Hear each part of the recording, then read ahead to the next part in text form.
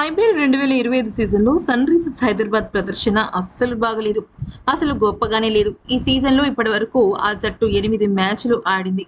6 మ్యాచ్‌ల్లో ఓడిపోయింది. 2 మ్యాచ్‌ల్లో విజయం సాధించింది. ఆ జట్టు ఖాతాలో 4 పాయింట్లుండగా నెట్ రన్ రేట్ -1.36గా ఉండడం జరిగింది.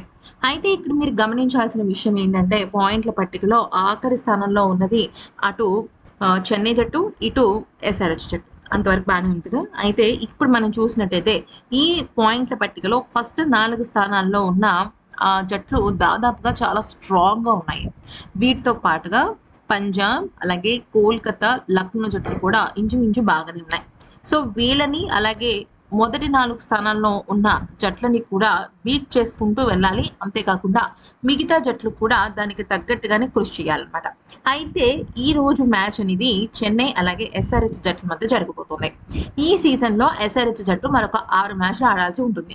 ఈ 6 మ్యాచ్‌ల్లో సన్ రైజర్స్ విజయం సాధించాలి ఫస్ట్ పాయింట్. గెలవడంతో పాటు నెట్ రన్ రేట్ అనేది చాలా ఎక్కువగా ఉండాలి. అంటే అప్పుడు ఆ జట్టు ఖాతాలో 16 పాయింట్లు చేరతాయి.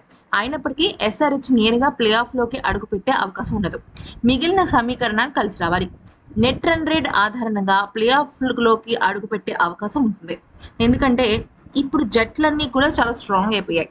ఎక్కడైనా ఓటమి జరుగుతోంది అంటే 1, 2 లేదా 10 పరుగులు అలా జరుగుతున్నాయి కానీ భారీ తేడాలతో మ్యాచ్ అనేది ఎవరు ఓడిపోవటం లేదు. మరోవైపు చెన్నై సూపర్ కింగ్స్ పరిస్థితి కూడా అలాగే ఉంది. ఇప్పటివరకు చెన్నై జట్టు 8 మ్యాచ్‌లు ఆడింది. ఇందులో 2 గెలిచింది. 6లో ఓడిపోయింది. ఆ జట్టు 4 పాయింట్లతో సేమ్ ఇక్కడ హైదరాబాద్ లానే ఉంది. -1.3గా ఉంది. పాయింట్ల పట్టికలో 10వ స్థానంలో ఉంది. ఈ సీజన్‌లో చెన్నై జట్టుకు కూడా 6 మ్యాచ్‌లు మాత్రమే ఉంది. అయితే ఈ జట్టు కూడా ప్లే ఆఫ్‌కి చేరుకోవాలంటే 6 మ్యాచ్‌లో గెలవాలి.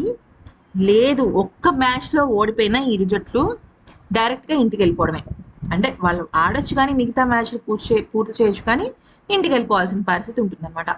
అయితే ఇక్కడ వీళ్ళు గనక భారీ తేడాలతో అంటే 35 పరుగులు, 50 పరుగుల తేడాతో గెలిస్తే మాత్రం సమీకరణాలు చాలా మారతాయి.